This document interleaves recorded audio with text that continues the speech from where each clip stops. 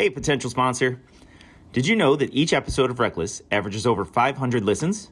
That's 500 potential agencies that you could influence or reach. Over all of our social media and listening platforms, we have over 2,200 subscribers and followers. Not bad for this little passion project of ours from 3 professional work friends. This spot right here could be yours. Not only would you reach the Parks and Rec masses, but your contribution goes directly to supporting Parks and Rec professionals in our field through scholarships for professional development.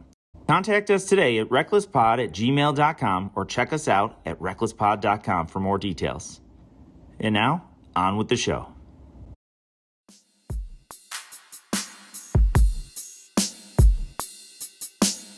Welcome to Season 6 of RecLess, the podcast making you smarter about the field of parks and recreation. Your hosts are Shane Mize, Jay Tryon, and Tom Venniro, 3 professional friends, if you know, from around the country, bringing you a surprise guest each episode. This project has made an impact, educates others, and continues to support a growing community. Thank you for being part of it. This is RecLess. What's up, boys? What's going on, Jay? How you doing?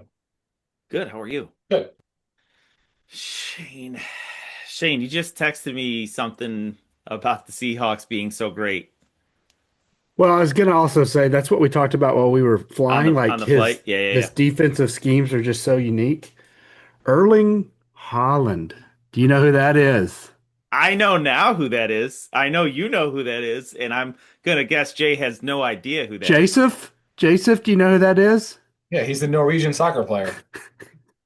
Thanks to Google. Who does he play for? Google should tell you that too. Norway? Well, Man City. No idea. But the first thing it says is Norwegian soccer player. He's incredible.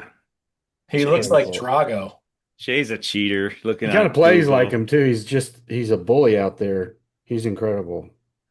You don't want to see him sprint down the field with the ball against your team. That is for sure. So we have a Man City fan. Well, I can tell you that I would probably never seen him running down a field, so I wouldn't know. Yeah. I never will.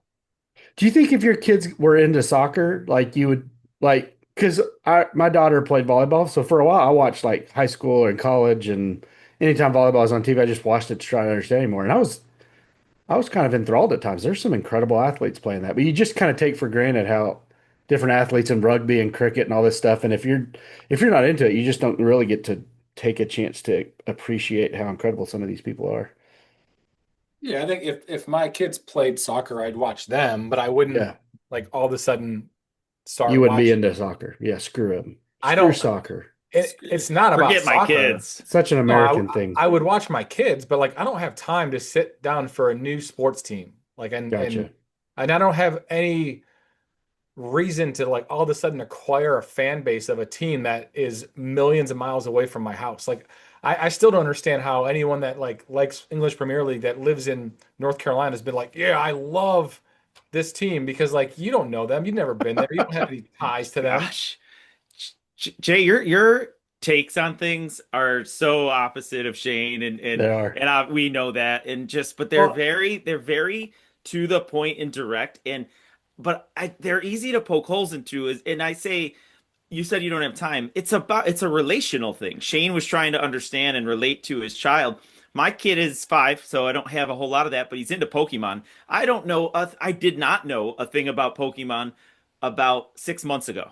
I know way too much about Pokemon right now because it's something we relate to. I don't have the time for Pokemon, but he's interested in Pokemon, so therefore. So you will play Pokemon with him, but like he goes to bed at 8 o'clock.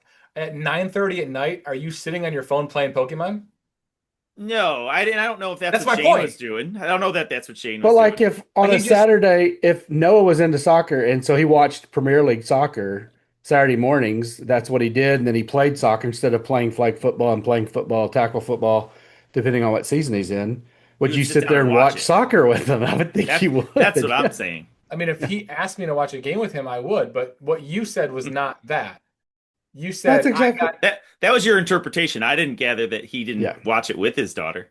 No, he actually said, like, I got into high school volleyball or college volleyball. Yeah, because we were watching it. But We the were other going to side, the high school games because she was wanting to play high school Do you volleyball. think he was going to high school and college volleyball games Just by alone? myself. I was scouting the it next wouldn't surprise team. me. So like here's an example. I bought a BYU subscription because of their college Noah, Noah volleyball. likes skateboarding, and like we go to skate parks. Yeah, I'll take him to a skate park all day, and I love that. I love watching him skate. But like, I'm not sitting home watching skateboard on ESPN yeah. Okay, without fair, like, fair that's enough. my analogy or my point. Fair enough. I like I that. do like a team that I live far away from, Well, Tottenham, and for sure. it's funny. I might have already said this to you guys before. A bunch of my like best friends from home have this like philosophy on like how you can become a sports fan. And I'm sure I've said this on the pod, but like it's typically like one of three reasons. You're either from that city, Okay, your dad grew up liking that city, okay. or like someone that you liked on your current team got traded to that team or like moved to that team or like that coach. So I still But get to like the Seahawks. I appreciate that, right? so Warren like Moon went to Seattle. yeah, like those are like the reasons, but like I would have zero explanation of why all of a sudden I became a Man City fan because I have Right. zero ties. I have no family members that like them. I don't follow soccer in the States that all of a sudden this player went to Man City. So like that would be my point of Yeah. like if I started watching soccer all of a sudden, like I wouldn't have other than the Charlotte FC, I'd have no team to root for, nor would I like have a reason to choose a team. Yeah, and Yeah. those reasons to like a team are different for a kid than they are for an adult too. Like there's different reasons you would get into something, as you said, your parent Yeah. or whatever. Okay, that was a lot of pre-show Hannah, banter. keep it off. We had a 2 hour episode. You guys ready to go? Yeah. Let's do it. All right. Welcome to RecLess, everyone. We are now into season 3. 3? Season Sorry, 6, buddy. episode 3, season I'm glad 6. someone else messes this up from I time to know, time. seriously. Not all of us have the script like Jay. I'm trying to wing it here. Sorry. Episode 3 of season 6, 102, I believe. Yeah. So, I think some of that was right. we've eclipsed the century mark. It's hard to keep track at this point, but I'm excited about today. How you guys doing today? I'm good, man. Good. Good. My Good. goal is to get Noah excited into English Premier League football, so they have to start watching it on weekends. Just To play into that comment, they play at odd times too. It's not like a typical like Saturday night at like 8 p.m. primetime soccer game, correct? Well, it's Saturday night over there. I know, but my point is, what time are you watching it here in the States? like 7 a.m. Yeah, I wake up in the morning and watch it Yeah. 6, 7, 8, 9 o'clock in the Yeah, morning. that's definitely not happening, even for Noah, because that boy likes to sleep, man. So as I mentioned, our guest pseudo name today is Erling Haaland, a Norwegian soccer player, as Jay Googled and educated us on. Shane knew right away. I needed some help from the guest. I'm very excited for our guest today. I think it's going to be a great conversation. But before we get into that, let's talk a little bit about a topic that we jump into or around, but maybe not necessarily have gone too deep into. So I want to ask you both. We talk about career moves with individuals, whether that's, and I'm not talking that it has to be a move from one agency to the next, but what's a move that you made in your career that really helped you shape your perspective moving forward on how you carry yourself? So when I say it doesn't have to be a career jump from one agency or state to the next, I'll go first and let you know, because obviously I've been in New York State my entire career. I wouldn't say that my 3 agencies were any one that I changed my perspective. Obviously, different roles can change your perspectives, sure.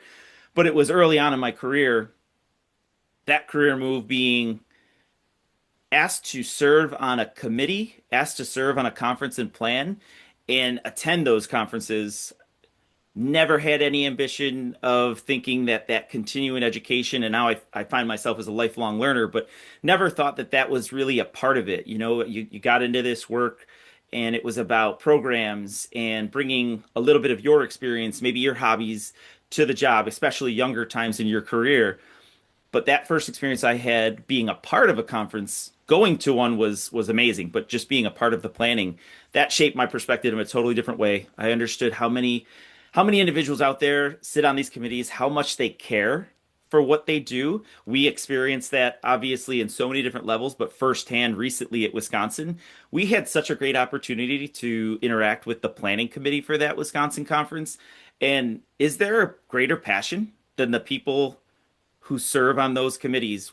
Their whole entire goal is to put together an experience for all of the attendees. Yeah, absolutely. There's some selfishness, I'm sure, that they want to experience it, enjoy it. But for me, I can relate to that completely. We talked a little bit with our live episode in Wisconsin with the individuals. I think we asked them that question of what does it mean to serve? So for me, that was the career move or choice that changed my perspective completely on what I was doing and helped me see this not as a profession, but as a career, as a passion and a love.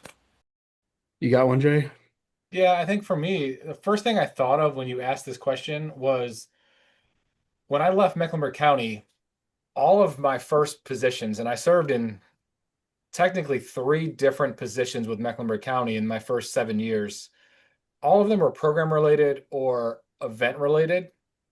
And that was all I knew, all I did. I obviously understood like kind of the bigger picture of other logistics of different divisions, but that was my expertise and that was like the extent of like my involvement. So when I moved over to Indian Trail, that's when I like really dove into the planning side of things and the acquisition of land, the politics side of things, and it was just a very different animal. Seeing things from behind the scenes of how things come to fruition from early on, from acquiring land to working with consultants to working with engineering department to working with the planning department. All these little teams that like you don't necessarily see it happen when you're just running programs and facilities and events, but it does happen. That kind of like shifted my mindset on a lot of things, on some of it philosophy driven on Park and Rec in general, but also like just really the respect that you have just for the big oiled machine of like what it takes to literally have every division running together.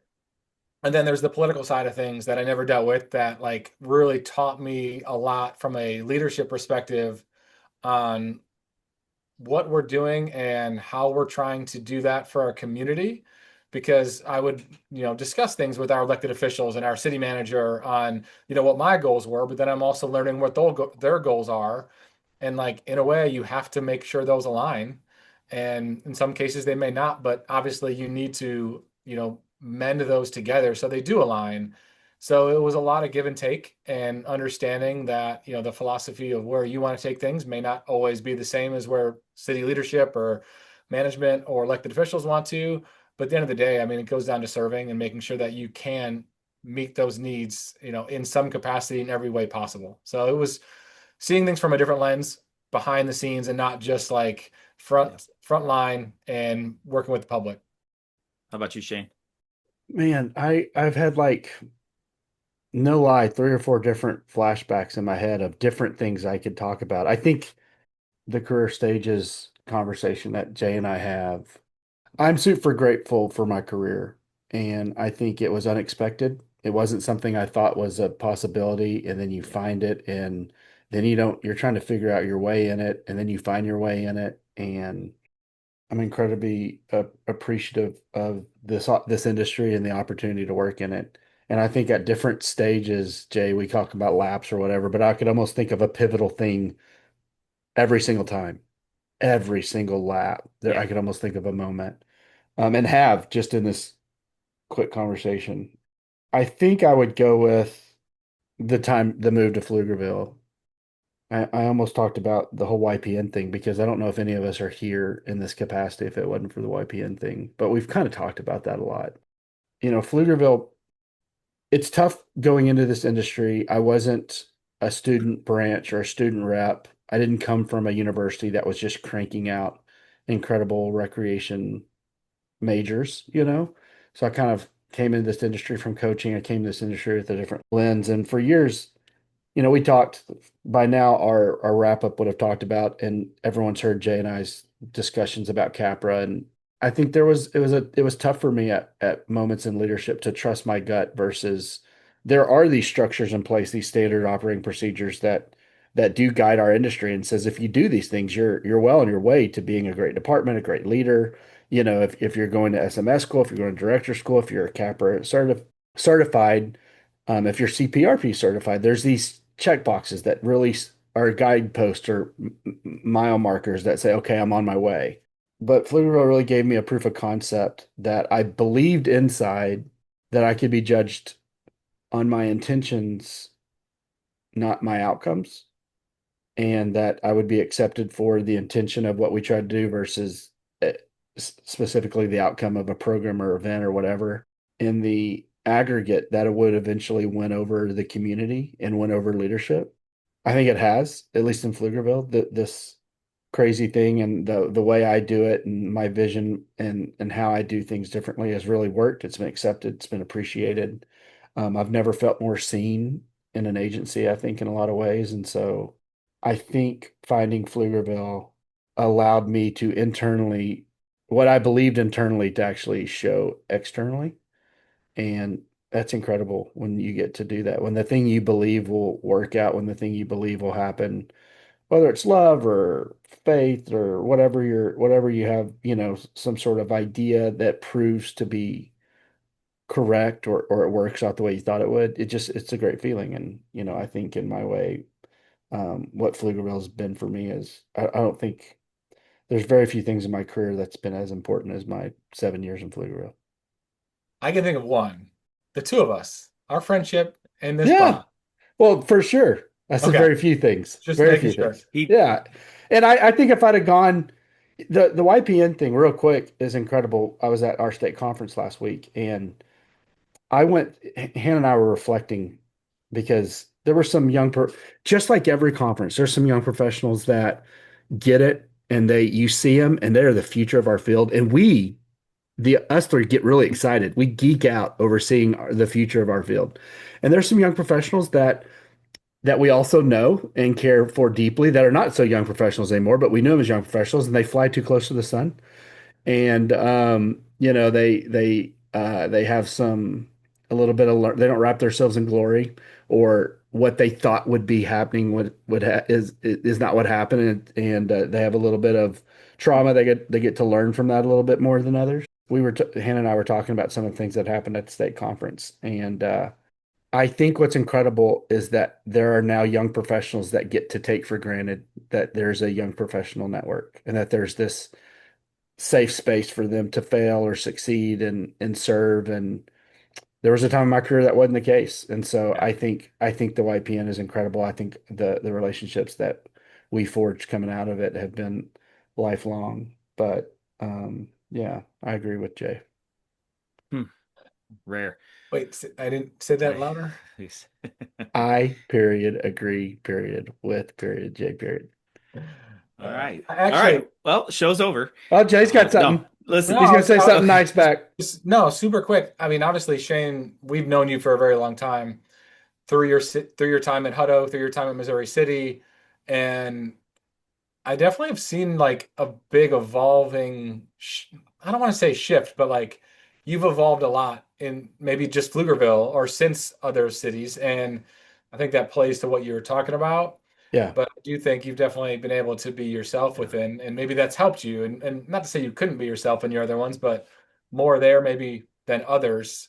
But I don't know. That was like a little, almost got like emotional. That was Yeah. intense. Yeah, well, therapy session aside, we Seriously. have a guest. No, I don't want to make light of that, Jay. I agree. I was listening to both of you, and I know this isn't what everybody said, but ultimately, what you all experienced and what I felt from the professional development side and how that shaped me on the day to day, I think one thing we can all agree on is that all of those experiences have led to a perspective in a passion for leaving whatever it is that we touch better Right. than when we found it. Absolutely. And so For sure. I appreciate you both weighing in and a really great insight there. Our guest today, I'm very excited. So we're going to get into that. I've probably known this guest longer than any guest that we've had, longer than both of you. And so that's exciting. So I know a fair amount, but I learn from this guest every time we talk, and this conversation is going to be great. So I'm very excited. Our guest has spent 4 decades in the field of parks and recreation across multiple states, including their home state for a brief time in Pennsylvania, also Virginia, Maryland, and New York. Our guest has a bachelor's degree in park and rec administration from California University of Pennsylvania and a master's in public administration from the University of Baltimore. Our guest has held leadership and service roles in state and national professional associations with Maryland, the Genesee Valley Recreation and Park Society, New York State, and NRPA as part of their professional certifications board. Our guest is a lifetime learner who has completed multiple NRPA leadership and management schools, including, and Jay, there's some connection, and I think our guests can really relate with our conversation. I'm sure that they had a bunch of flashbacks, and just like you did, Shane, while we were having that conversation. But a former graduate of Supervisors Management School, which Jay is now a regent for, also Parks and Recreation Maintenance Management School and Revenue Development Management School. Our guest is a competitive triathlete, runner, biker who has represented Team USA in 8 world championships. Oh, wow. They have a passion for giving back to the profession. Jay, another connection, including time as a former adjunct at SUNY Brockport. Jay's former college. What years? Well, we'll get into that. Why don't we get into it? Let's save some of this conversation for later. Our guest has led transformation efforts focusing on trails, connectivity, and outdoor access. They've been a certified Parks and Rec professional since '92 and a certified Parks and Rec executive since 2014. They are a devoted husband of their wife Pauline and father to daughter Maeve. Our guest has called the Finger Lakes community home for more than 2 decades. They are the current 23-year director of Parks and Recreation for the town of Victor, New York, one of the most accomplished professionals and a career-long mentor of mine. Please welcome Brian Emelson. Or Erling Holland. Hello. Hey. Hey, I guess I gotta say first there, Shane. We gotta get Jay EPL team. I'm thinking Burnley or Wolves. We've What done do you this think? before, Brian. We've done this. We tried. We have done this assign before. I teams. think I gave him Newcastle or somebody at one time. Newcastle's like mid-table though right now. We got to get them somewhere like where Man City was 10, 15 years ago. Got to get him excited. Yeah. What'd you give me? Was it Man City or Chelsea? It's something to do with the Patriots. I gave you Chelsea, Okay. and it was because a player and you looked alike, but then just because all your teams were front running. So I just thought that was the miss. No one likes Chelsea. No one likes Chelsea. Well, by default, Yep. I'm a Chelsea I fan. know. Yep. Brian, thank you for being with us. I'm really Welcome. excited to have you. I hope that intro did you justice. It's been a pleasure to know you for as long as I have. Like I said, I've known these two gentlemen for a long time, but I've known you much longer. So let's go For what ahead. it's worth, I met Brian before I met you because I had him as a professor. So there you go. I met Brian this meeting. So That's I'm awesome. coming your way though in November, Shane. So I'm hoping to grab lunch with you. I got a race down there in Austin in November and going to spend some time with family in Dallas. So when I connected Pflugerville with this podcast and you, I figure I I'm love it. gonna look you up in mid-November when I'm Oh, down I've got in some Austin. places to eat in Austin for sure. There we go. I've been there once, but didn't get to spend a lot of time there. But I'm looking forward to getting back this November. I'm jealous. That sounds great. Well, let's get started here. Brian, we've had a lot of conversations over the years and then recently, and I learned so much, even though I've known much about you, but I learn every time we talk. So I want to start with your journey for our guests. Sure. And it's an incredible journey. It's included working, obviously, 23 years in Victor, a few more years here in New York, but also for a gold medal agency in Maryland. While Runner up, actually. Okay, sorry, I'll runner up. qualify that. It's okay. I don't- That's I don't think we ever won. We were the neighbor of Park and Planning, which if you know Maryland National Capital Park and Planning, me I think too. they won it like 6 times, and so we were Mm. always like lucky loser or something like that. But they might have won it since I left. It's been a while. I wouldn't be surprised. Okay, so that's where I wanted to lead in. You came from Maryland, which we know, I think all of us here know that they're a pretty robust state when it comes to parks and recreation. They do it pretty well, and you came to New York. Mhm. We've had conversations with individuals on this show, Karen being one of them, of how it may be more typical for individuals to leave New York, not just for the profession, people who are snowbirds, people who want to get out of here. Jay is included on that. He ditched this state, so he's a traitor. But you ended up in New York and you've built an amazing career. So I just want to start with that journey. What drew you to New York, and how did those past influences really shape the success and perspective you had here in New York? Sure. So I guess what drew me here was part professional, part personal. The the the personal side of it was I met my wife actually at a special event at my rec center down in Laurel, Maryland, when I was at Howard County, and she was moving back. She's from Rochester. She was moving back. I was finishing up a master's, had kind of professionally was sealing out, and I was thinking about getting my doctorate and going into teaching in the field, and we fell in love, and she was moving back to take a teaching job, and that's how I ended up here without initially a job. I secured one in the interim of us returning here. And then the professional side of things is I was up for a job in my organization, and I didn't get it. And it was a very large county operation, Howard County's Baltimore, Washington corridor. Great place to be as a 20 something. I didn't get the job. I was crestfallen. There was reasons for, it was a job, a special event director job, and they wanted someone who's going to be around for a while. And I probably had my sights set in on moving up continually in the agency, and I didn't get the job. I did well. And so I was disappointed, and things happen for a reason, right? And I had this long distance relationship with my wife, and she had accepted a position, and I've never been one to stay in his comfort zone. So I said, let's go, and showed up here in Rochester and interviewed for some jobs with Monroe County and actually in their finance department. Didn't take a job with RIT and walked into the Brighton job. They brought me up for an interview.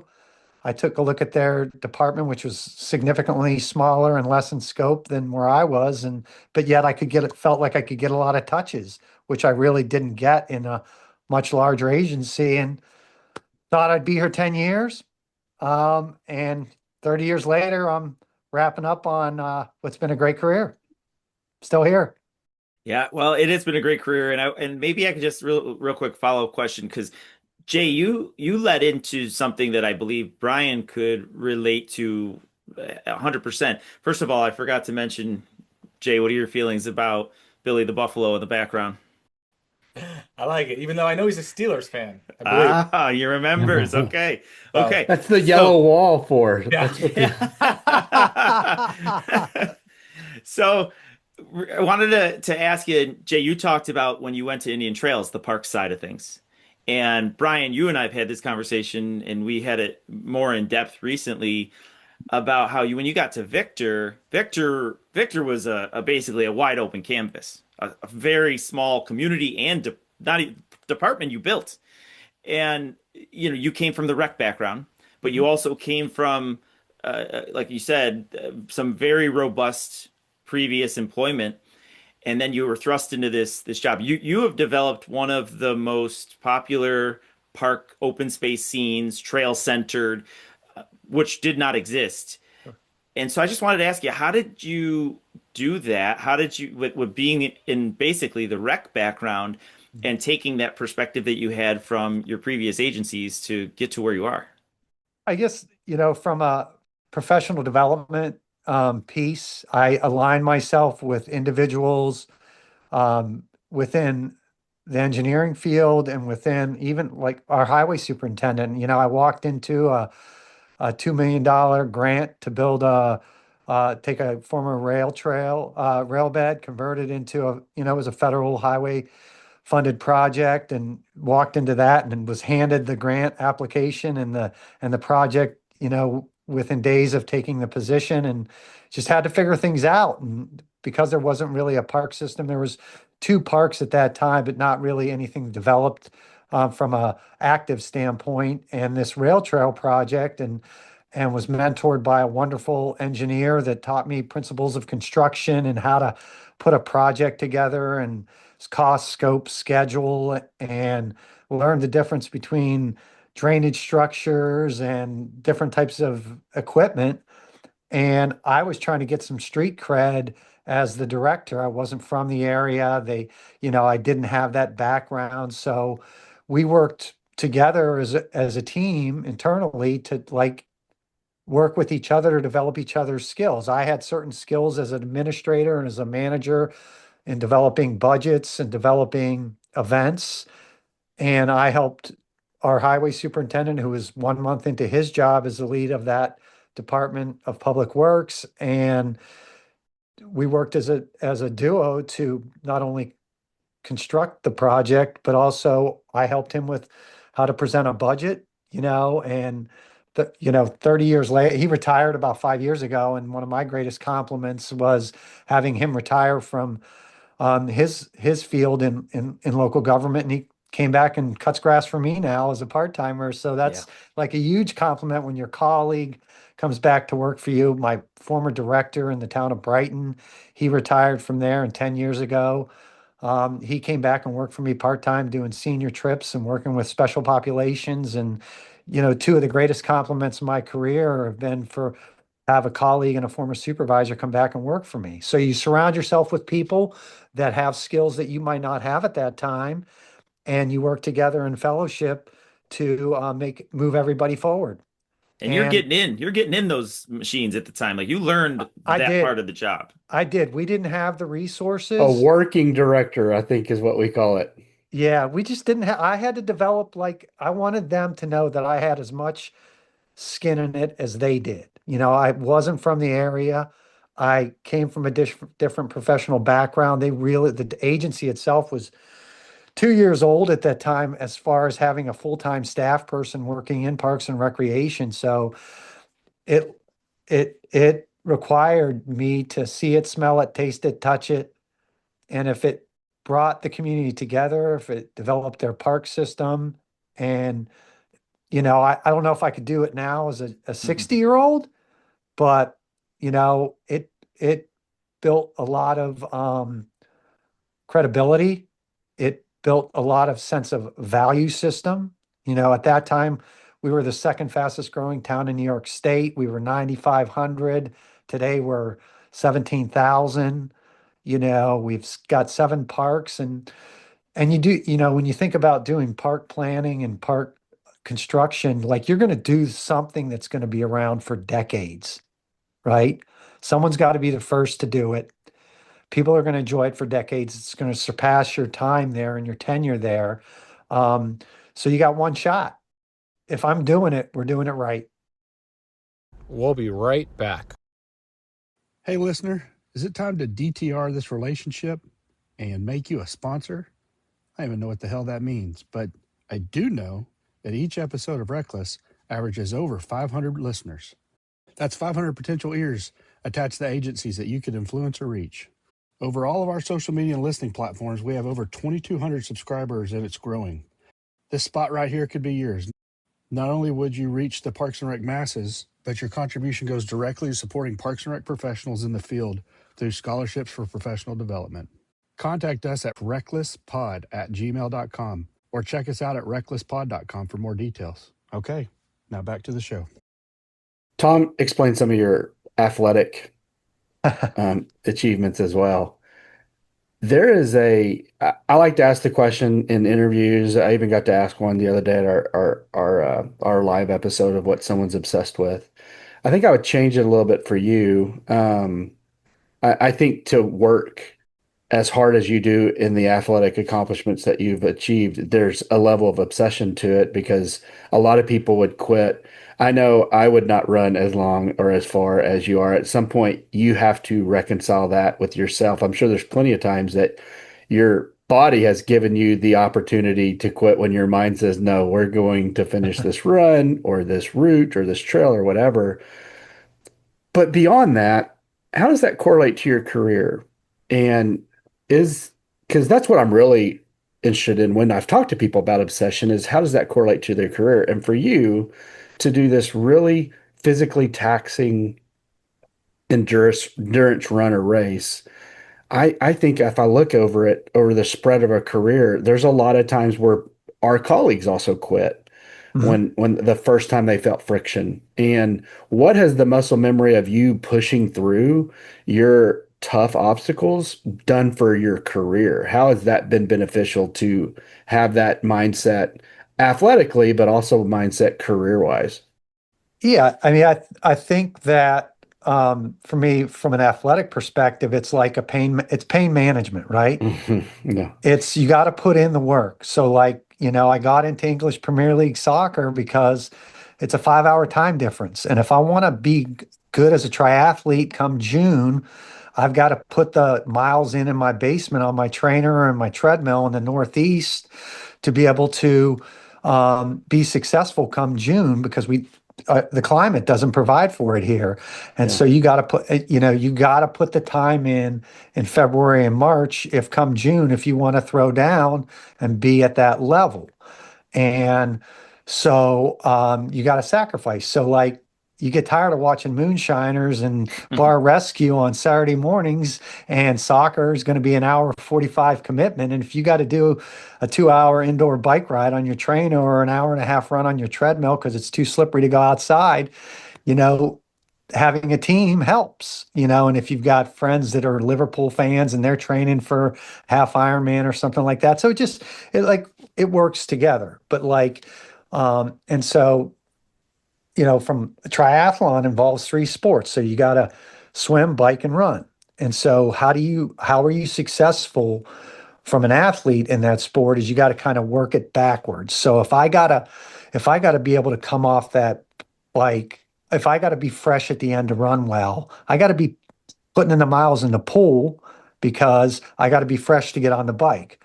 Well, how you going to ride well? Well, I gotta, be in there pretty healthy and ready to get on the bike to rip it to set up my run, and just like with a project, I got to look at like, okay, when does my citizens advisory committee want to open this new park? When does my town board want to cut this ribbon and open this new park? I know you're working on a new community center, Shane. Yeah. And so I think of that from an athlete to a professional perspective, like, okay, I got to come up with a date. And then I got to work to get that date, whether there's seasonal constraints, whether there's equipment delivery constraints or supplies, what are my long lead items? And I come up with that date. If it's like this new playground we're gonna open mid-June, like I got to have my contracts in place in December and January because they're going to want to mobilize in late March, April. And we got a lot, we're cutting grass, we're, doing trail maintenance at that time. We've got special events. So it really, my career has run in tandem that way to Yeah. plan for large scale capital projects, no different than I'm planning mentally for that race. So I got to figure that the athlete that I'm competing against, he's putting in the time too. Hmm. And and if he's not putting in the time, I like my chances, There you go. right? I love that. So, but I got to be there. I got to get up at 5 o'clock in the morning, be at the pool by 5:45. So I get a lane, it's got to be routine. It's got to be consistency over time. And if I put the work in, then I like my chances. Listen, also, if you're an English Premier League fan, Tottenham is my team here, but I need your help I've this weekend. listen, I want it so bad. I've rarely wanted something as bad as I want this victory this weekend. But I've always said soccer has a way of helping you understand how to handle disappointment. It's a great, I mean, when you play 38 games a season and then there's also other campaigns, you definitely get used to um, devastation in some Yeah, way. Now, Man City hadn't felt it as much as most recently as they had in the past, but sure. you can't avoid it as a soccer fan. So I love that as well.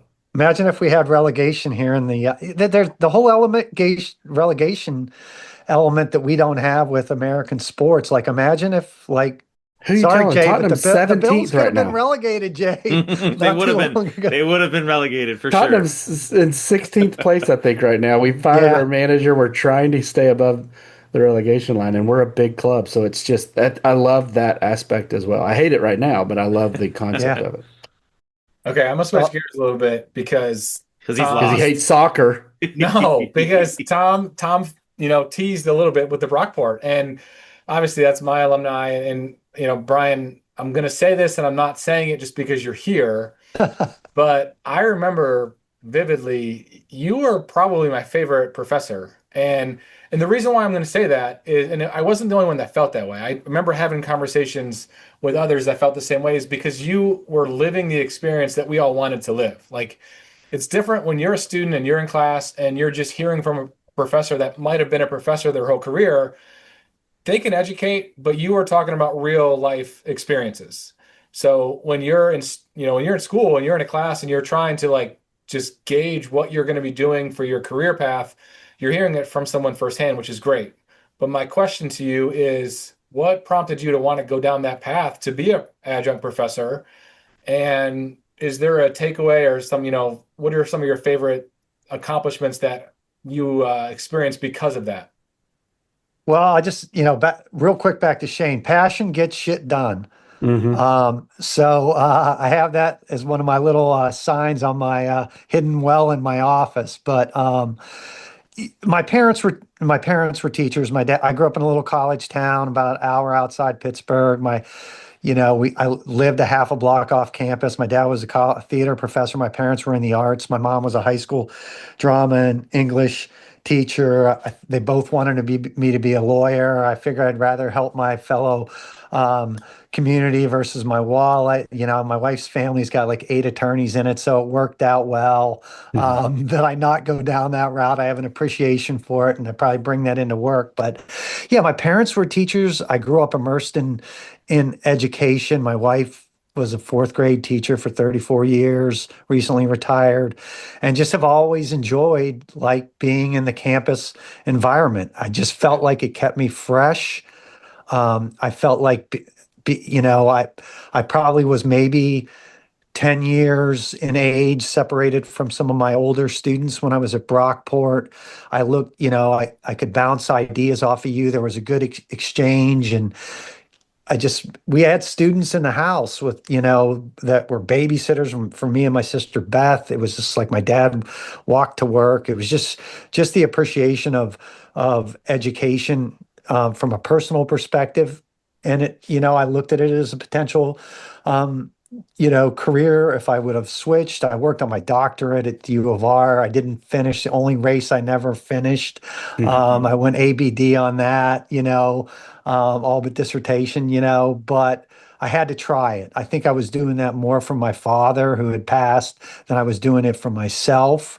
It's the only regret not finishing it up over there. But like, I met Dr. Frater and Arthur Graham at Brockport, and they knew I had a master's degree, which I could teach at a 4-year school with that. And I just wanted to see if I could be good at it. And I felt that I had some experiences I could bring from my days in Maryland when I came to New York, that, an appreciation for generating revenue. It was not popular when I came to New York. I turned a lot of heads about, what do you mean you're not charging for this program? What do you mean? Because in Maryland, we had to cover our full-time salaries.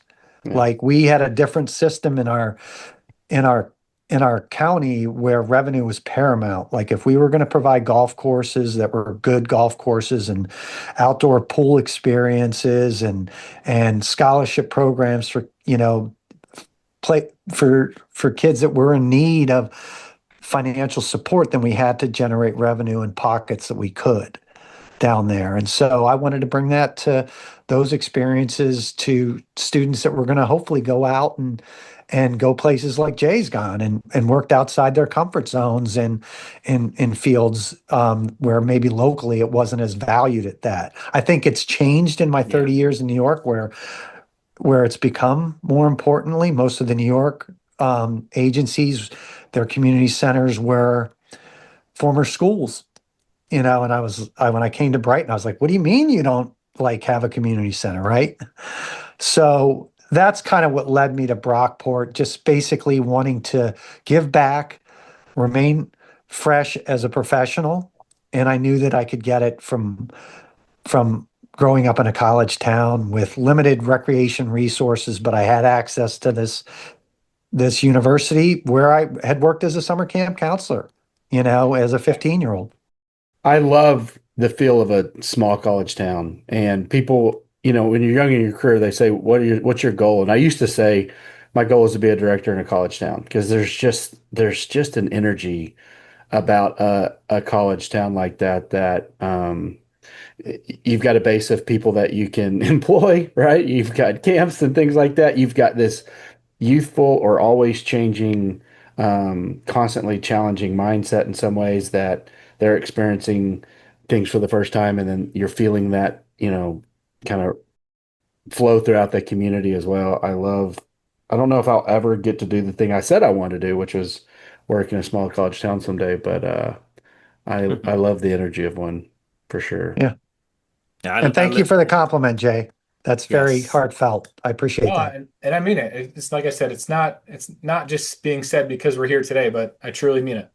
Well, we reconnected. I don't know if you remember when I reached out to you about the bandshell and amphitheater project I was working on, and you reacquainted me with the fact that you were a former student. Yeah. Yeah. So you helped me as a colleague at a collegial level, if you will, That's awesome. decades later. So whatever, his head's going to be huge, Brian. whatever I Stop. gave in the classroom out there on those cold winter days, or whatever semester I had, you gave back to me when I was searching for a unique design for an amphitheater that I wanted it to be different than anything else that was in our area. And you channeled me to Polygon or somewhere like that, and that amphitheater and that bandshell are doing well today, largely because of a relationship that was built as a college student. I'm becoming more and more retrospective of my career. We even talked on the wrap up about, everything has a mortality. And I think this podcast has an end date. My career has an end date. I don't think our legacies do. They can live on. And I think that's what's really sweet about mortality in some ways, is that it gives you a sense of urgency. If it just lasted for forever, you wouldn't think you had to accomplish anything. But knowing that your time is running out on something, whether it's your career or something else, it gives you this sense of urgency. Yep. You've been doing this for a long time. I can only imagine that you are definitely feeling the end of this season and starting to look back on things. What are you still hoping to accomplish before your career is complete? It's a great question. Great question. Next week, one of the harder things I'm going to have to do is write my last seasonal letter that I put in our brochure to our community, saying, this is the last letter. I call it Leisure Lines from the Director of Parks and Recreation, and I'm going to do my last one. So it's very, bittersweet. And, I try to talk about projects that we're doing and how the department's moving forward and how the community's working together to move the department forward, but also having to say goodbye in a community that I've had that's came along at the perfect time for me as a professional. Like, I love that. Right place, right time. My career has paralleled our family. Literally, I'm going to build a playground. I'm going to put in a new playground at a park that I opened. That was my first project, our first feature park, to replace a playground that I put in that we did when our daughter was 1 year old. And I have a picture of my office of her sitting in her stroller at that park dedication. And now it's full circle for me, because she's 23, going to be 24. And she goes, I make sure my family's very in touch with my career. I take her to my programs. I had two great mentors when I was at Howard County, Mary Ellen Hux and Laura Weatherald, very committed, professionally involved, steeply in NRPA. And I remember they used to bring their kids to programs and check programs with them. And I always said, I'm going to do that, so they know me as a person as well as the boss or as the supervisor. And so I made sure I, dragged Maeve out to Daddy's Park, because she remembers that as the park that was open when she was little. And I have that picture of her in my office at that park, and I can share that story. So I'm looking forward to doing that project. I will tell you that I'm spending a lot more time in the field. I had an injury as an athlete. I had to have another knee operation last fall, and I couldn't swim, bike, and run as much getting ready for that surgery. And so I would go out for an hour a day and I'd walk in we have 75 miles of trails in our community, which is one thing that's very important around there. And I'd go to places that I had done projects in with volunteer trail groups that I hadn't been to in 15 years, probably since we put a bridge or a boardwalk in. And I wanted that feeling again of what it's like. Cause as you can, I hope, I know, appreciate, you spend a lot of time in our career working those non-traditional hours. Yeah. So you're away from your family. So you better get something out of it. I love Personally. that. I tell people when I do put in my resignation letter to Pflugerville, I'm going to title it my love letter to Pflugerville, because it's not that I'm upset. It's just that my time has run to its end there. But it sounds like you've got a couple love letters left with Victor, New York before you're done, which is great. Yeah, I'll be around. I just won't be getting paid. I'll just be volunteering with Victor Hiking Trails or Genesee Regional Off-Road Cyclists to grassroots. I'll make sure that the flower beds still look sprucey for the garden club. And don't be surprised to see me at Taco Tuesdays, which is one of our special events that we do in one of our feature parks. And I'll just, continue to be an advocate. I'll be able to be at maybe meetings upon Parks and Recreation master plans and just be able to say things that maybe I would have to be a little bit more guarded Right. about. Or if there's, a department that's in trouble and needs, a community advocate or activist like my parents were for the arts, I'm your person. I'm continuing to set up goals beyond this year. I have a town board that is supportive of our agency, and they want to get going on a new park that's going to be, obviously I won't have the input on it, but if I can get some of the soft cost stuff done and some of the approvals done, so that we're ready for construction to start in 2027 or 2028, that it's in the best place as possible, and just continuing to challenge myself as an individual, Yeah, and we're gonna try to steal Brian over into Hilton-Parma and get him to work with us as much as we can, because if you're in the area, we can.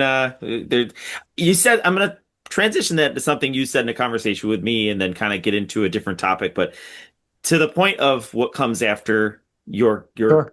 position as director of Parks and Recreation, there's so much more, obviously, and there's more that you have to teach. And I wish we had a lot of time, because you had shared with me a quote that was, we have, as professionals, your philosophy is we have an obligation to share what we've learned over Sure. time, and what's worked and all that. So I know you'll continue to do that. And you've done that at many levels, Brockport, professional conferences, so on and so forth. So I just want to transition, though, into a different topic, and maybe you can share a little bit about that I always found fascinating about what you've done. And you and your team have, and I think I said this a little bit earlier, you've kind of put Victor on the map. And I know that it was always on the map, but you've seen a lot of growth. Someone from the area understands that Victor used to be known for, so this is information for all of you, used to be known for the mall, Eastview Mall, the best mall in all of our area. And that was it. You went out there and you went to this mall, you ate, you shopped, whatever. That is an afterthought for many reasons. Obviously, society and purchasing habits, consumer habits have changed. The mall still exists and it's great, but Victor's become so much more. For example, you talked about those grants. You've secured over $3 million, right, for trails, and you've made trails and mountain biking a big part of your community, which it didn't exist before. Shane, you can relate to this: 70 plus miles of trails for a community of 16,000. That's incredible. When That the is quality of life standard incredible. is 2,000 residents for a mile of trail, that's the quality of life standard. To have 75 or whatever thousand for 16,000 70, people. 70 plus. So Sorry, for that's incredible. 16,000. Yes, yes. So you can relate to that. If there is such thing as a trail capital of New York, it probably is Victor. Should be Victor. And all of that, all of what you've done and your team have done, you've brought people into this community for something more than what I think they used to be. And then, of course, we talked about the Finger Lakes. Shane, you might not be familiar with the Finger Lakes, but Jay, you probably are. And there's a lot of people that are, because it used to be, maybe, I don't want to say it was a hidden gem, but Victor was a hidden gem. And Finger Lakes is now this huge wine country. People, and in addition to the lakes, which people are always on the lakes doing recreation, lake recreation and summer homes and all that. So because of that, because of what you've seen in the kind of tourism and bringing in to a smaller community, I was wondering if you could just tell us a story about how you've leveraged that to prop yourselves up and promote what you have. And you told me a couple great stories about having people from I Love New York come in. I would love it if you could share briefly about the Buffalo Bills story that you and I talked about. Jay, you would love this. The Buffalo Bills, being close with their training camp. Yeah. There was a really cool story so Brian, go ahead. Sure. So it goes back to, I don't know, I forget what coach said it, but you got to dance with the one that brung you, right? Mm-hmm. And so if you don't, a lot of times I think we look around at neighboring agencies, communities, and say, well, I need to do it because they have it. And I didn't, when I came from Maryland, I had less resources. We had less professionals to bounce things up. When I was working in Howard County, we had 35 people that were area coordinators or site supervisors, and we all were in our 20s, and there was a lot of, our agency at that time, there was 4 of us full time when I came on here at Victor. And so there really wasn't the ability to bounce ideas off each other. So we bounced across different communities. And sometimes when you're always bouncing across different communities, you're trying to replicate the other communities. Well, we didn't have a canal. We didn't have a college located. We had Eastview Mall. And I used to say to Jay and students who were in my class, first day of class is what do you know about Victor, New York? And everybody would shoot their hand up and they'd say Eastview Mall. And I said, well, over the next 15 weeks, my goal is for you to say stream corridors and steep slopes and open space. And so we had to go with what we had out there. We didn't really have a known parks and recreation system.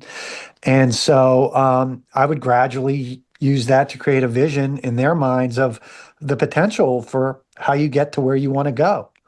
And so, for us, we had this federal grant for a community of our size at that time, 10,000 people, to get a $1.5–2 million worth of federal transportation money, score number 1, then come back before we had even built that rail trail, resubmit another application to the New York State DOT, get awarded an $885,000 grant. Behind that, I came in and did 2 big sidewalk projects. We have a centralized school campus, so we did 6,000 lineal foot of concrete sidewalk that we poured up there during May and June during school. And so it's just a lot of it's great grist for the mill. It's great stories you can tell at this point in your career, but you got to start somewhere, right? So the thing with the Bills, it's it pays to be in your office at 3:30 on a Friday in the middle of June when you just want to get out of there, when summer camps are going and pools are opening up. If you have outdoor pools, like I'm sure you do down where you're at, Shane, you just want to get out there on a Friday, but sometimes it pays to be in there. So, I got an email, my phone went off. It was just into our general email box. It was from HBO Films. Oh, wow. And the folks at Hard Knocks, and the Bills have their camp at St. John Fisher, about 20 minutes from Victor, and it's a big thing for the community. The Bills, obviously, with Josh Allen, the team playing well.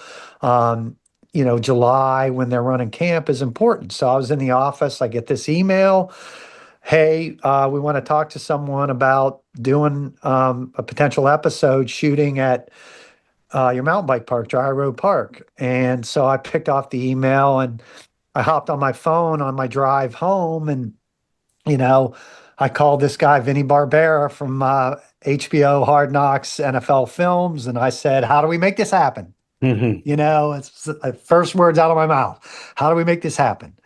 And so he's like, well, we just like want to see if we can have your permission. And, we have a athlete and a player personnel guy that ride mountain bikes. And they've been talking about doing this thing for 2 years. And we want to see if we can include that this year. And I was like, okay, well, yeah, I'd love to see how we can do this. And they didn't know my background is like, it's a hobby of mine as well. And that this is like, I wasn't a mountain biker until I came to Victor, but like you become part of you're around it all the time, and you become, you chameleon yourself into like what the identity is there. So like I was a cyclist, but like I was more a road biker, and I became part of like, it was important to be a trails guy too in that community, enjoy that and have a sense of appreciation for it as an athlete too. They called me on Sunday. I picked up the phone and they was like, we want to come out and we want to look at the facility. Can you meet us there tomorrow at 10 o'clock? And I'm like, absolutely. He's like, you can't say anything. You're going to have to sign this non-disclosure. We don't want it to be a autograph session. So I was like, absolutely. So I'll meet you out there and show you the park and we can talk through things. So they show up. It's 5 individuals, like a drone operator. It's the lead camera woman. It's the sound guy. It's the director, and it's their like boots on the ground guy, this Vinny guy. And I talked to him about the shooting. I talked to him about the park, and I think it's like 5 people, and I don't realize at the time it's going to be 5 different crews, 25 people, plus the athlete, plus a player personnel person. The park's 132 acres. There's 13, 14 miles of trails in there. It's like the trail map looks like spaghetti in a bowl. There's so many lines and topographic layovers in there. It's like you can get lost pretty easily in that park on foot or on bike. And so they're like trying to understand how they get their camera equipment around. I was like, how do you know so much about this? Just as the land manager, like, this is who I am. This is what I do. This is like more than just my career. This is part of my being.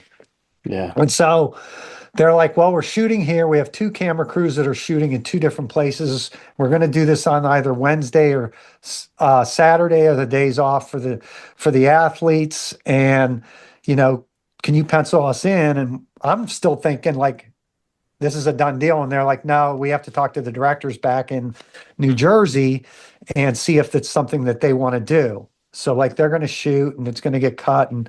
And like we went with Wednesday. It was so hot last summer, and this place is a lot of sand and it was loose, and the athlete hasn't got there. They show up and it's 5 white nondescript vans and my mowing crew shows up.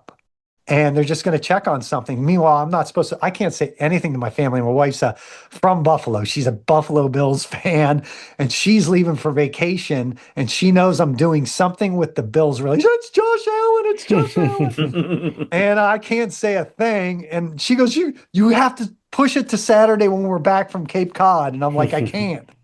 It's like on their schedule. And so like they show up, there's 25 of them. There's me, the athlete's going to get there 2 hours later. And I'm like, we've picked out places that we're going to shoot this thing. And I'm taking them up and they're setting up, not understanding that they can't be in the shots. So they have to put their marks out in the woods where they don't catch the other 20 some people in the shot. Plus you got the athlete who's 6'7". They still haven't told me who this guy is.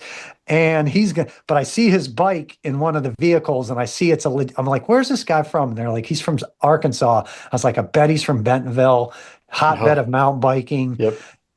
Right, hometown of Walmart, but it's the hotbed of mountain biking in the South. And I was like, yeah, he's a rider. So I still I just don't want him to get hurt or lost. Sean McDermott's going to kill me if I get this guy hurt. I got my bike in my truck, and the guy gets there. We introduce each other. We're introduced. Next thing I know, they're putting a wireless on me. He's like, no, I need the local guy to ride me into the shots. He knows the loose turns and this and that.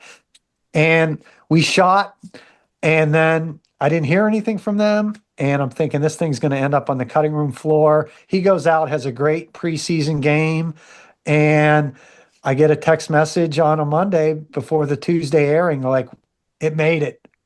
We're gonna air this thing. So it was really cool. Who was it was the great. athlete? He ended up getting cut. It was a guy named Zach Davidson. He's from Missouri, family in outside of Bentonville, Arkansas. Great guy to work with, incredible athlete. And it aired. It was like a minute and a half after we shot for 4 hours. We shot 4 hours of film. They had drones flying. It was great. I mean, the mountain bike club loved it. They leveraged it to show that it's beyond just, it's part of tourism. It's, so we do that. We do that kind of stuff. We work with what we've got there. We've got this incredible trail system. We've got this great, Victor's unique in that 50% of its, when a subdivision is getting planned for, 50% of the land must be held for either open space, dedicated parkland, or a golf course. Typically, it's open space. So we end up with like a community of 16,000. We've got 450 acres of parkland, 70 plus miles of trails. We also own a regional park, 330 acre passive regional park that we own in addition to our own community park system. So it works. And, the Buffalo Bills thing is just, right place, right time. So answer your phone on a Friday afternoon. If you really just want to get home and take a shower or order a pizza, sometimes it just pays to answer the phone. It is. Great lesson there. And before, I know Jay has one more question before we get into some quick hitters. And I asked you to tell that story because I was fascinated. I know Jay would have enjoyed that, and Shane too. It's a cool story. It seemed like it was right place at right time, but it really wasn't. There was a specific, the Bills are there, but you had this facility. You built the facility, that reputation, what Victor put that into. And it taught me a lot because we even talked about how now you get writers from the Finger Lakes to come in and do stories about the trails because hey, if you're going and staying at the Finger Lakes for a week or whatever it is, and you want to go and enjoy some trails, this is the place to do it. And that got me thinking is leveraging those unique places or spaces in your community. For us, maybe it's our disc golf course and we've had tournaments that have come.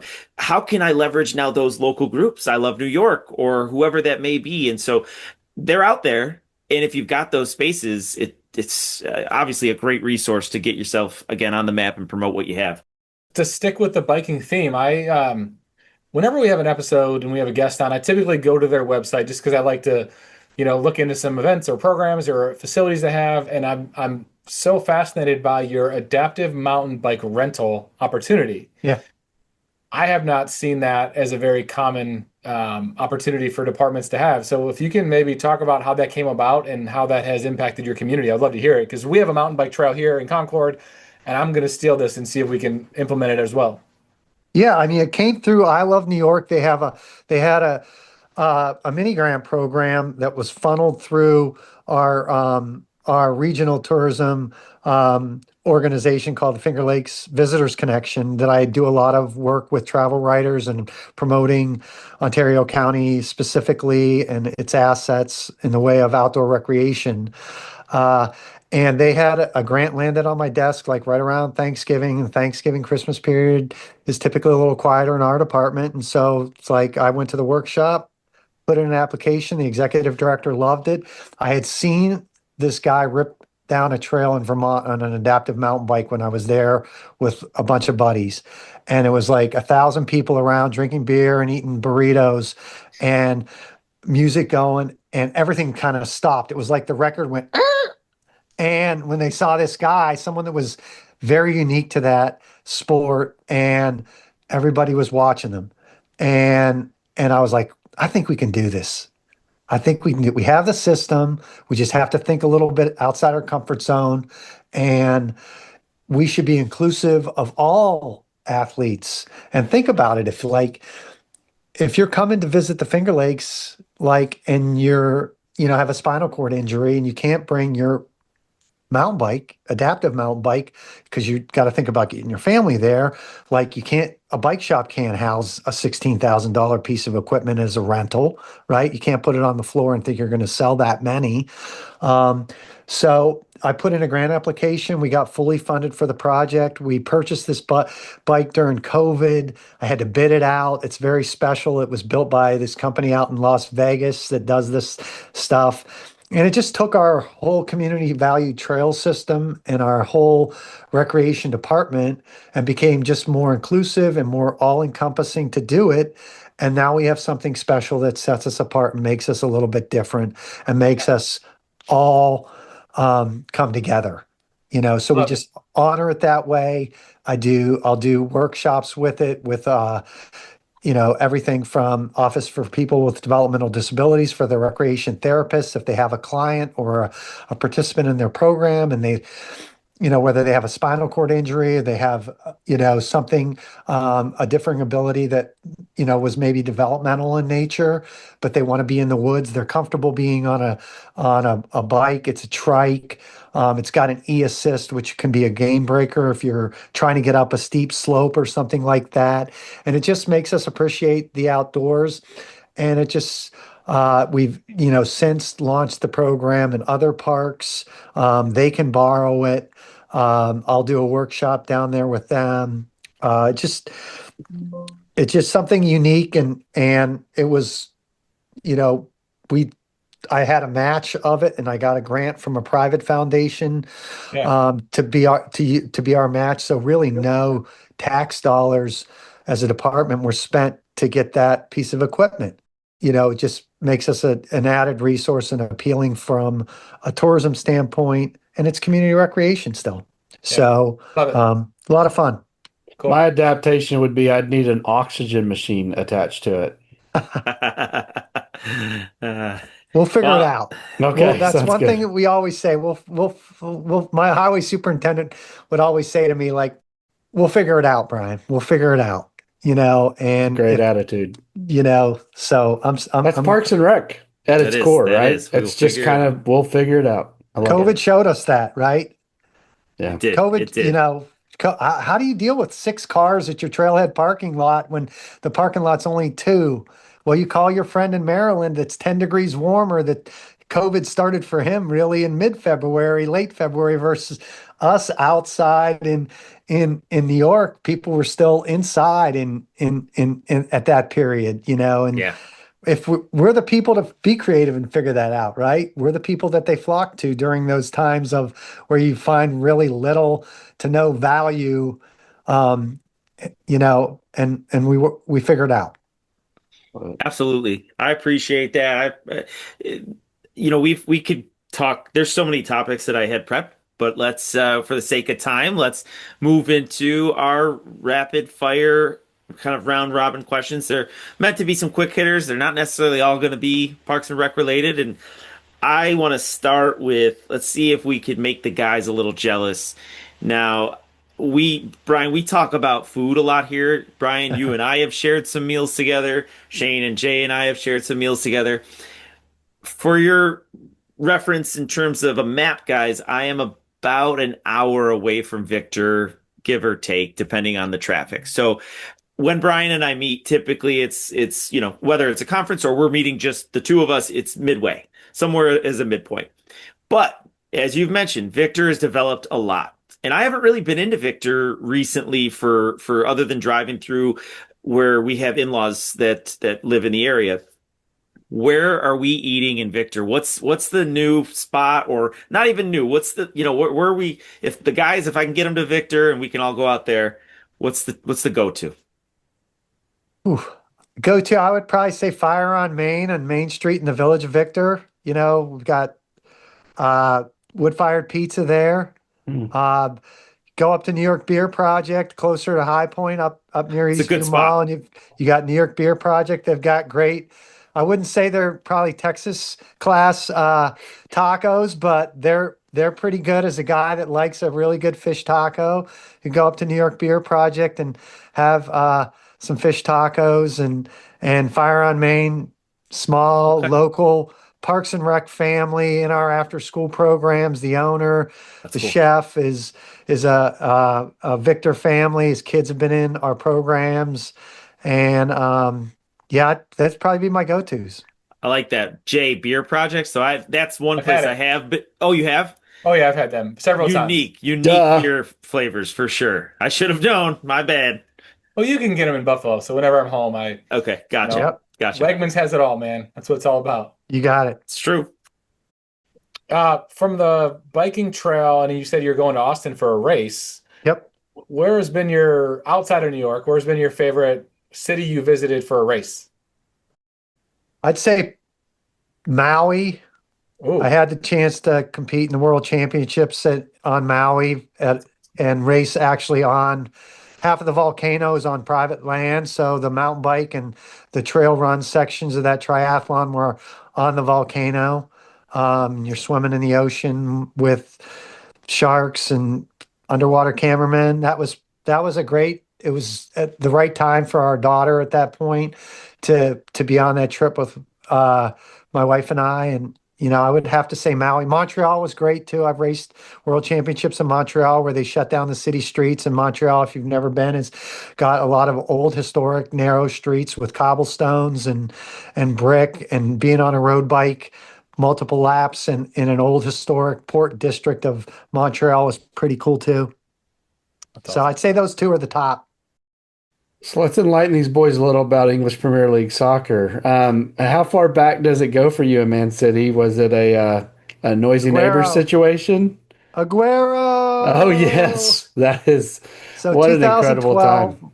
2012, my Tottenham good friend Ricky Figueroa, who's also a Barcelona fan, he's from Spain, and Scott McNitt, Liverpool, lifelong Liverpool supporter. They had a Chelsea or a Man City hat for me, and Mm. Scott handed me the Man City hat.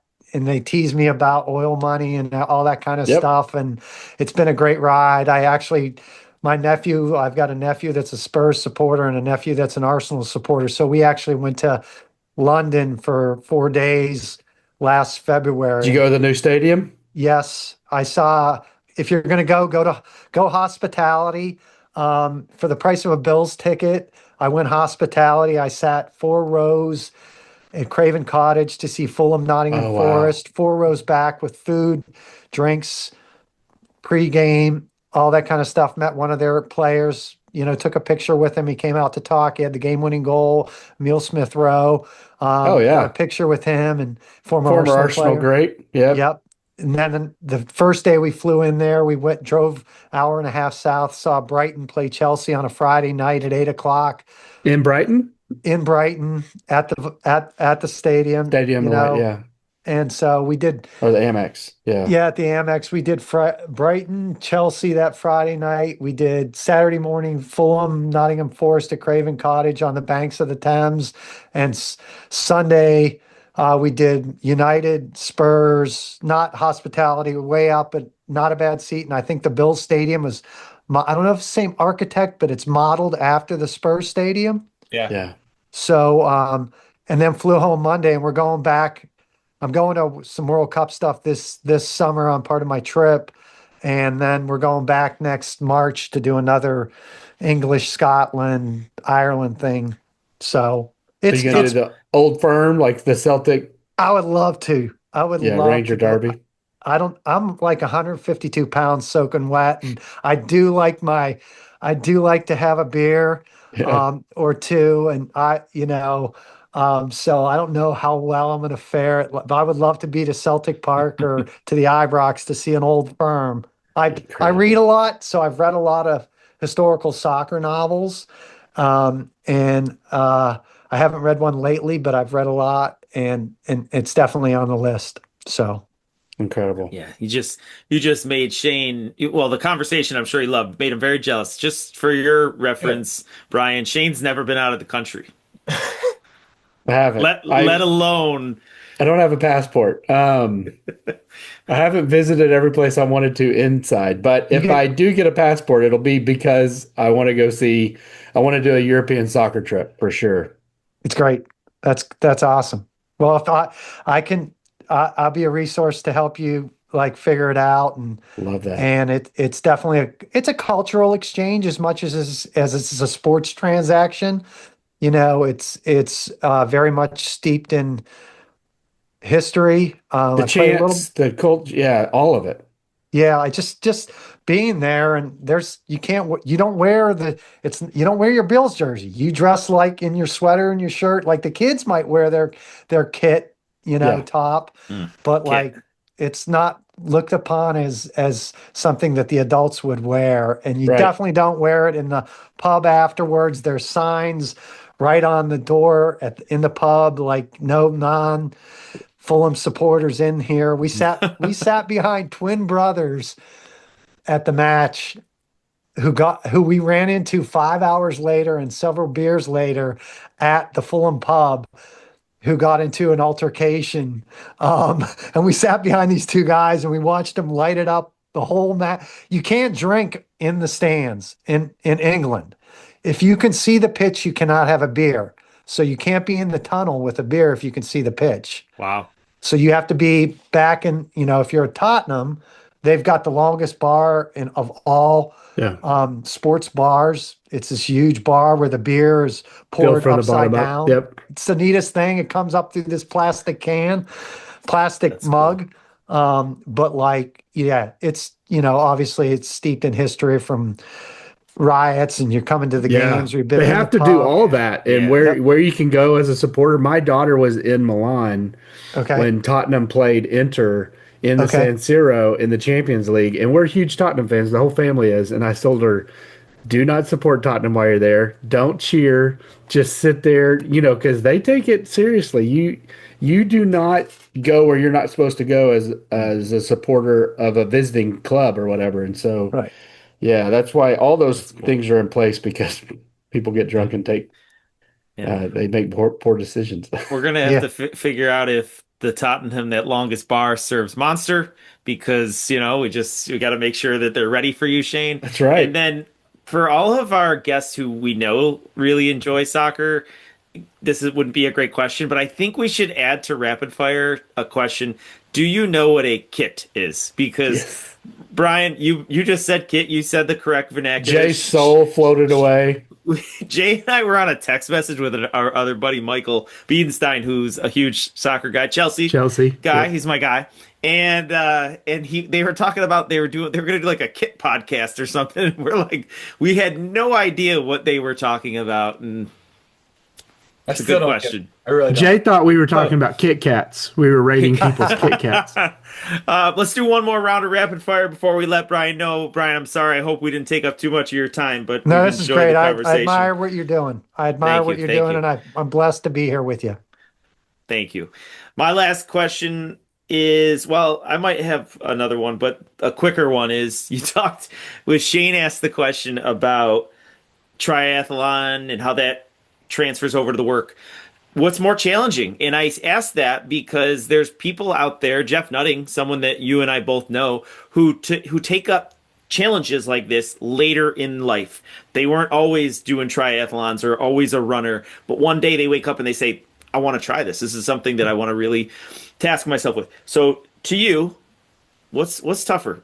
Grinding through a triathlon or grinding through a rigorous and long capital project? Grinding through a capital project. Okay. With triathlon, you have control over your destiny based on your training. You don't have control who shows up, right? Back to my earlier point.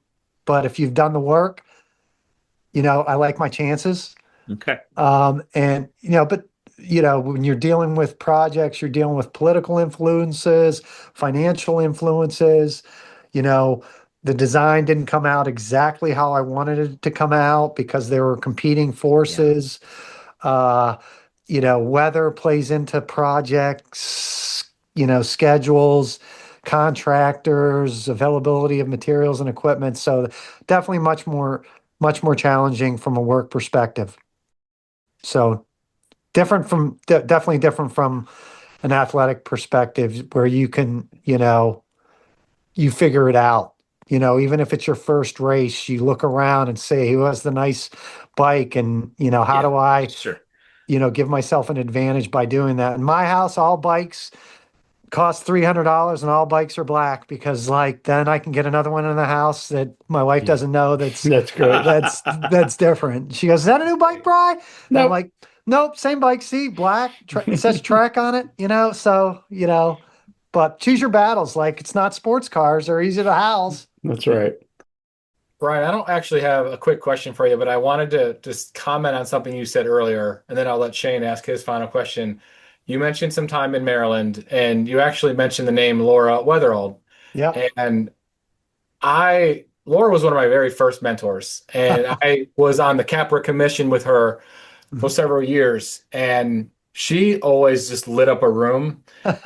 And when you said that name and you said Howard County, first off, I don't know anyone else from Howard County. It's Laura's the only person I ever knew, but she's the first one I thought of, and she was an incredible person and helped so many people in this profession, especially from the CPRE perspective. So I just wanted to kind of just mention that name because you said it, and I just adored my time working with Laura.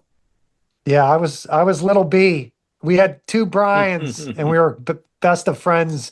He was in my wedding, and there was Big B and Little B. He was a little bit bigger than me, but yeah, she was an incredible influence on me. I met her as a seasonal, and she was at my wedding. I mean, I had, again, like you spend so much time with your colleagues at work. We got married in February in Rochester, New York, and there were over 30 of my colleagues from my department down there that drove up in the dead of winter to be at our wedding, and Laura and Tim. Laura's not with us. We lost her right after COVID in 2021, February of 21.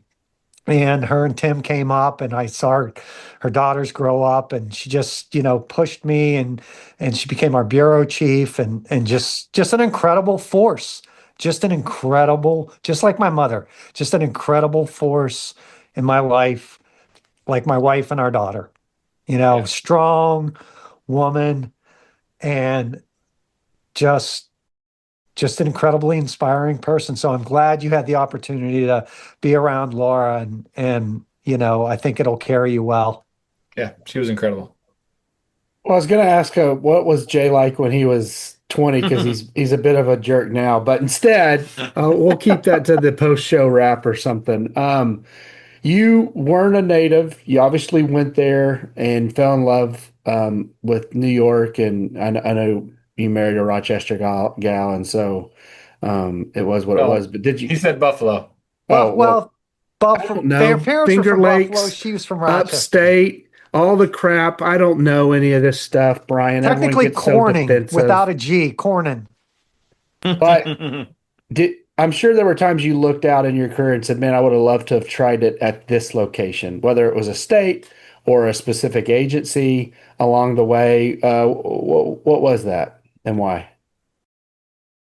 Oh, that's tough because I just have had great experiences Baltimore County, Howard County, Brighton, Victor now. You never looked up and said that knucklehead and Hilton-Parma? I would have to say Chicago Park District. My uncle and cousins that were from the Chicago Park District in Winnetka, Illinois. And my uncle, who was an educator and a golf coach and a wrestling coach, but he was on the park board of the Winnetka Park District. And I didn't even know I was going to go into Parks and Recreation, and we'd go out to Chicago and visit them in the summertime. He would take me out on the golf course, or he'd take me out to the community parks that he was doing as an advocate for the Winnetka Park District. And I'd see all these incredible, Chicago Park District, Naperville, everything on that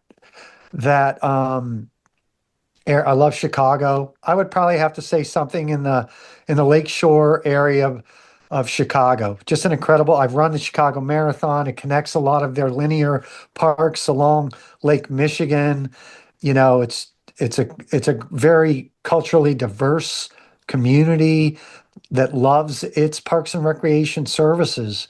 I've also seen that in the Dallas area where, my cousin is. She's in South Lake, Hmm. and I've been to Grapevine. I've been to facilities down there. I've Some great facilities down there. Yeah. great facilities in the Texas area, and I plan on continuing to seek those out. To seek those out as an end user, and just telling, when I see someone working in the park and saying you're doing a great job. Yeah. Thank you for being here. Great. That's amazing. And Brian, I just want to wrap with a real. This is a question that Shane, I believe, or I think it was Shane, asked Jay and I, and we haven't asked anybody this, but it was in regards to how we I just feel asked him to be nice. That's all. yes, I was yes. just Can you like, be can nice? y'all be a No, little nicer? he he asked us to describe our experience of 100 episodes on this podcast in one word. And I really loved that. And it was a real fun experience for us. And I want to ask you the same question, not about your experience on the podcast in one word, because that would be probably not Disappointing. great. Disappoint. No, I would like you to describe your experience in Parks and Recreation for 40 years in one word, if you could. If it could be two words, I'd say Sure. We'll give you two. care more. Mm, love that. What a great way to end. Care more.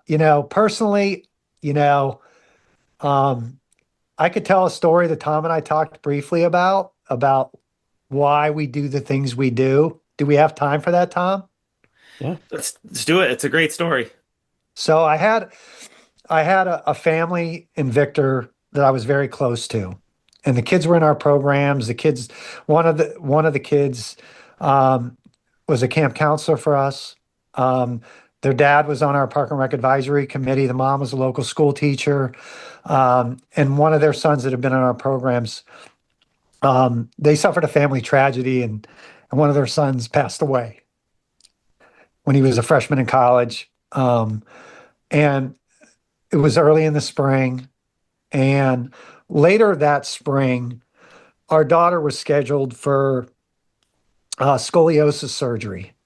And so at 14, she needed to have scoliosis surgery. And it's a tough surgery.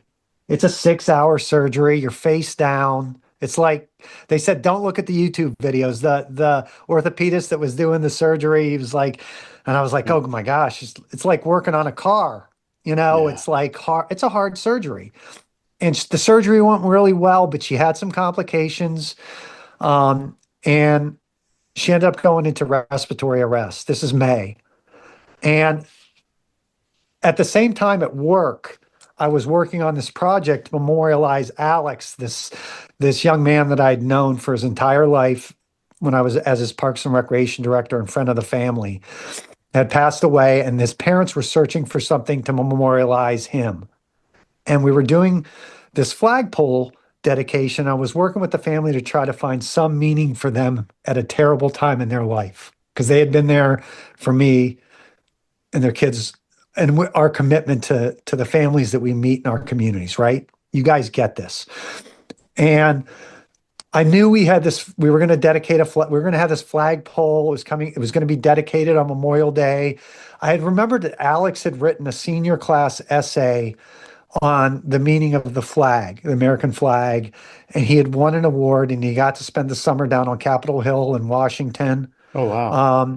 And he had worked with the American Legion to write this essay. And I was like, we could put this together. Could this be a way that we could recognize him in memorial? And at the same time, my kid's having this surgery, and we had set this dedication up for Memorial Day. Well, Maeve had complications with her surgery, and she ended up going into respiratory arrest, and she ended up getting put on a ventilator. So we spent, a week and a half in the hospital as she was gradually being weaned off this ventilator. And it was leading up to this dedication to this family. And I had to make a really hard decision with my wife of where I was going to be when this flagpole was going to be dedicated, and this memorial garden, and we did this rock with this bronze plaque that the family had gotten to recognize their son and the meaning of this park and how much time he had spent here as a lacrosse player and riding his bike and growing up in the community. And I'm wrestling with, do I go to this thing because I got to speak and my kid's got a tube down her throat, and I know they're weaning her off this, and I know I'm going to get my kid back. Yeah. And they aren't. And my wife said, you got to go. So I drove out there and I did this thing. And I know a lot of people knew what was going on behind the scenes with me, where I was, but I was so connected to my calling as a professional and the families that we touch. And that's what get you through the town board meetings and the political processes and the budget arguments and the negotiations and the being the last line of defense in our profession is those experiences. And because of those experiences, we're obligated and we have the honor to keep doing this. And that's why we choose these paths. And at the end of my path, I've made that right choice. And that's a small snippet. And thank you for letting me tell that story, Tom, Jay, and Shane, because I think that's why we make sacrifices. And that's why we do the things that we do in our communities and with our staff. Thank you for sharing that, Brian. Incredible. Thank you for letting me tell it. Yeah, absolutely. It's a great Thanks for way- being on. This has been a great episode. Great You conversation. guys are doing great things. You guys are, Thank you. I have the most respect for you. You're going to continue to do wonderful things for your communities and your families and the profession ultimately. And it goes quick. I will tell you, it goes really quick. And, continue to learn and ask good questions and expect good answers, as I say to all young professionals I work with. And you guys aren't young professionals anymore, but you've got a group that follows you and listens to you. And so if that can help, and if I can be of any type of help, I'm here. Awesome. Thanks, Brian. I appreciate Thanks, it. We Brian. appreciate it. I look forward to touching base with you soon, and really thank you for the time and the amazing insight. Thanks, Brian. Well, thank you. And I hope this helps. Yeah, absolutely. Good seeing you, Brian. This was great. All right. Okay. Take care, Brian. Be well. See ya. You too. Wild. So much passion, and you could see it throughout the conversation, not just that last moment, but a lot of it. He was right on the edge, I think, of maybe his emotion starting to overtake him a little bit, and I love that. I have that happen to me from time to time. What I love about he's showing that his legacy just permeates throughout everything he does, through his community, through his even his family knew that where he needed to be in the moment where they were at one of their lowest moments, that he still needed to be somewhere else. But I think what I love about this podcast and our industry is that there's a lot of Brians in our industry that we are hoping to still find and cultivate and elevate. And I didn't know him, and I'm a better park and rec professional now than I was 2 hours ago. Like, what an incredible human being, what an incredible advocate and person for his agency. And he had such an impact on his community. And I'm really appreciative that I got to meet him. Yeah, that story at the end. I think all of us were probably could see it in your face. I could hear it in his voice. I could see it in his face too. Just it hits home because like there is a lot of times like a challenge of, not to the same degree of what he was explaining, but like we know the impact we're having. We know that there's not always the easiest decision on where to go and what to do for certain situations, but long term, like it just there is going to be a impact that goes way beyond what we see now with developing and building facilities and really training staff and, honing in on what these future leaders can do. And I love it. I love hearing his stories throughout the entire episode. And that last one definitely was poignant, emotional. Yeah. Yeah, it was. And I've had the pleasure of knowing Brian for a long time, and I said it to you all, and every time I talk to him, I learn something so different or new that I had no idea. And it's amazing. The accomplishment itself is amazing, but what he's put into it, blood, sweat, and tears, is the real story, in my opinion, from knowing Brian. And so I'm so glad that we got a chance to have Brian on here. I really either forgot or didn't realize, Jay, that you were a student of his. Yeah. We didn't even talk about that. And, a quick anecdote. Could you imagine Jay, the student, just hoodied every day, dragging ass Bill's in and out? hoodie. I could tell you one quick anecdote before we let everybody go about Brian for anybody who's still listening. But when I was in Chili, Shane was extremely kind enough to see me as someone even remotely deserving of the Robert Crawford Young Professional Award for NRPA. So fast forward after the conference, I get back. And what year was that? Probably 12? 2011 or 12. 12, yeah. 2012 maybe. So we're talking 14 years ago. I've probably known Brian for 20-ish years because that's when I got into the profession. When I got back about a week or so later, there was a letter sent to my director, maybe even my town supervisor at the time, and it was from Brian telling them his thoughts on me. And it was one of the highest compliments I've ever received. I really didn't know Brian that much, just through for professional development. We didn't work together directly in an agency, but the words that he had for me and the time he took to go out of his way to do that for no other reason that I can even imagine other than him being him. Yeah. And I truly, what I said earlier about him being one of my favorite professors was true. Like, I did not just say that. Like, him and I are friends on Instagram, and I hope, occasionally comment or like things. So not that we have stayed in touch often, but like, we have seen some things here and there. And like you said, you reached out and we talked a few years back about some other stuff, but yeah, what an incredible individual that's made an impact, not just on his community, but students, throughout his years of being a professor as well. Yeah, absolutely. Well, guys, good one. I am I'm real happy we got to share that conversation together, and look forward to the next one next week. I believe Jay is up. Yes, sir. Yeah, he's got one of them. Okay, for everybody out there, we'll see you next time on RecLess. Guys, have a good weekend. See ya. See ya. Here at RecLess, we love to give back to the community that we're so passionate about. We do that by providing scholarships to professionals to attend conferences they may not otherwise be able to attend. That's where you come in, sponsorships. If you are interested in a sponsorship, we'd love to connect with you. So this spot could be yours. Contact us today at recklesspod@gmail.com or check us out at recklesspod.com for more details. This episode of RecLess wouldn't have been possible without the support of our agencies and our better halves, Melissa Salatino, Lindsay Tryon, and our executive producer, Hannah Mize.